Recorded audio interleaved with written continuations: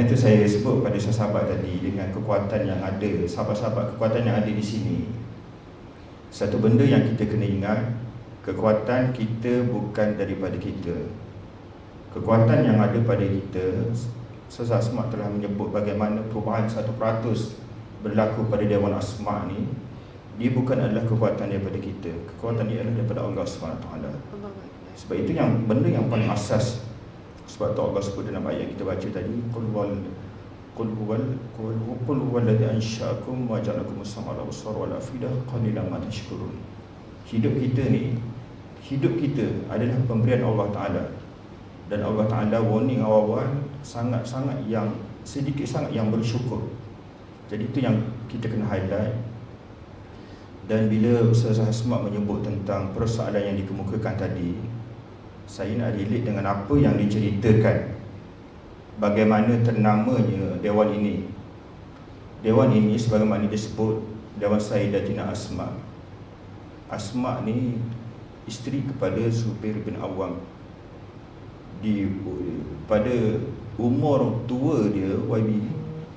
Sebab tu saya sebut, bila kita bincang dengan isu kementerian, maaflah sahabat sekalian, bila saya berada membantu kerajaan hari ini, kita nak bawa bagaimana maqasid syariah tu kita nak jelmakan dalam pelaksanaan dasar. Dasar kita ada, bagaimana kita nak didikkan dasar kerajaan yang ada sejak dulu, bukan sekarang. Bagaimana ia perlu dihidupkan dengan maqasid yang telah sedia ada. Saya nak sebut, bila kita sebut tentang Asma binti Abu Bakar ni, dia panjang umur.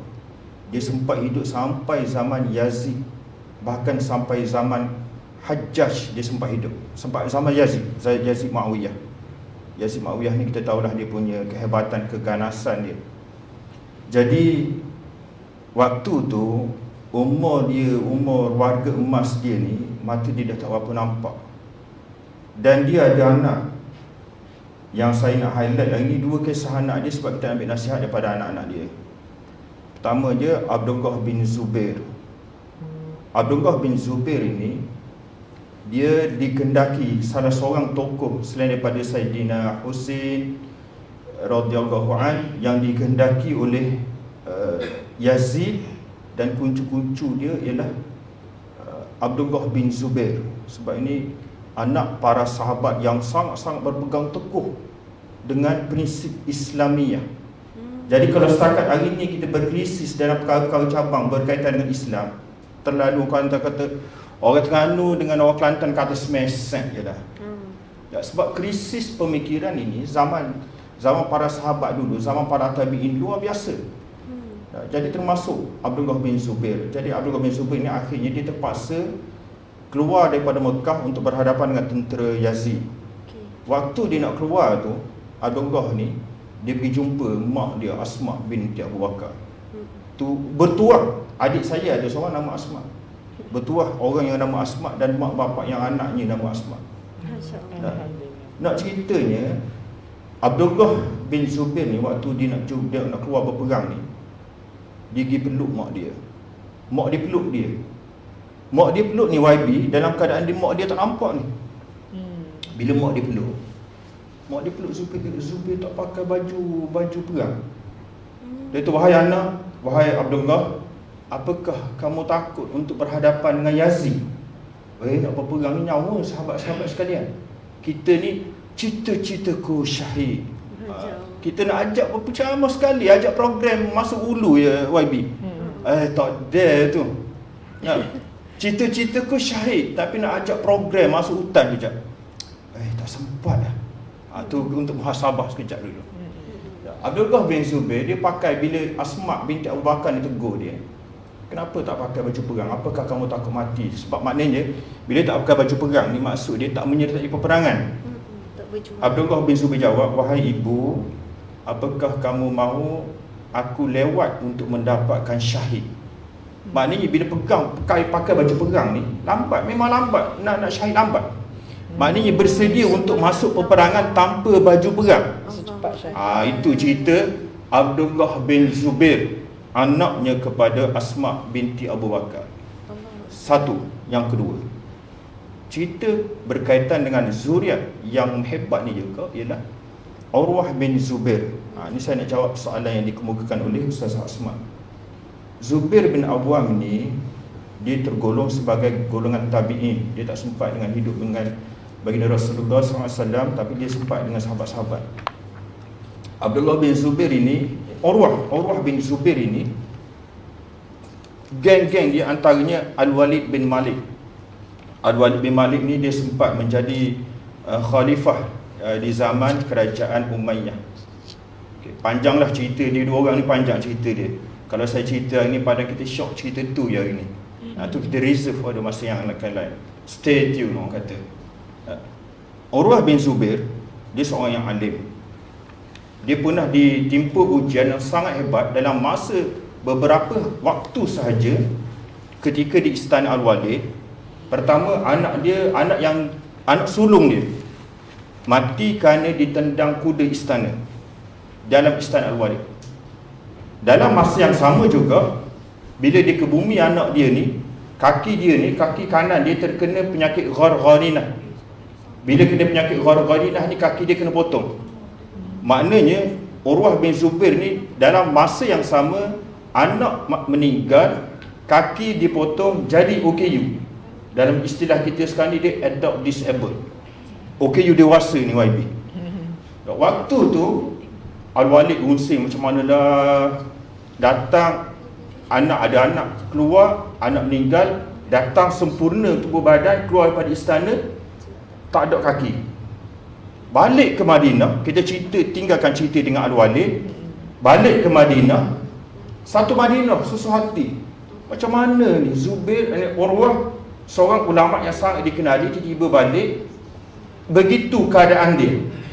Saya nak ambil apa yang nasihat Urwah bin Zubair kepada penduduk Madinah. Pertama, Urwah bin Zubair kata, panjanglah dia khutbah, tapi saya ambil 2 poin ni. Dia kata, pertama, dia kata, wahai keluargaku, wahai sekalian penduduk Madinah, wahai sekalian sahabat-sahabat yang dah unsing ni, yang susah hati tengok dia ni, kenapa boleh jadi OKU dan macam mana Urwah bin Zubair ni nak berhadapan dengan kehidupan yang baru jadi OKU. Jadi OKU ni macam kita biasa sebutlah YB. Jadi OKU ni, kalau kita offer manmeh 1 juta ringgit ke sebotong jari, confirm orang akan ambil 1 jari. Asma, 1 juta tu biarlah, tak boleh 1 juta pun, dia kata. Jadi jangan kena kerak jari aku ni, baru jari. Maknanya sahabat-sahabat sekalian, kalau jari tubuh badan kita ni, 1 jari 1 juta, 10 jari 10 juta.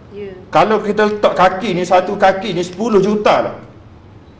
Tak ada orang offer 10 juta potong kaki. Tak ada, memang tak ada. Kalau orang ada, dia kata mana orang tu something wrong dalam minda dia. Dan nak ceritanya, Urwah bin Zubair ni bila balik ke Madinah, orang susah hati. Tengok macam mana lah Urwah bin Zubair ni jadi macam ni. Dia mau bagi nasihat. Dia yang disusah, yang dibimbang ni, dia beri nasihat pada penduduk Madinah. Dia kata, wahai sahabat-sahabat, keluarga aku dan sekalian kalian penduduk Madinah, aku nak sebutkan kepada kamu, pertama, belajar cari ilmu, kenal Allah Ta'ala.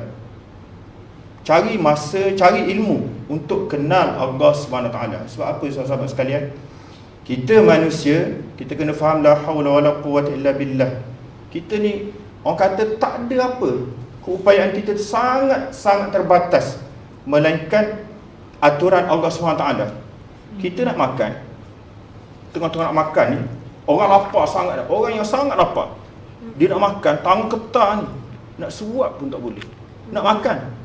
Kalau kita nak cerita bab lain, sangat-sangat kompleks. Kalau tuan-tuan sahabat ada peluang lah memahami sendi tubuh badan kita ni, kita tak masuk akal macam mana kita boleh gerakkan sendi-sendi kita tu.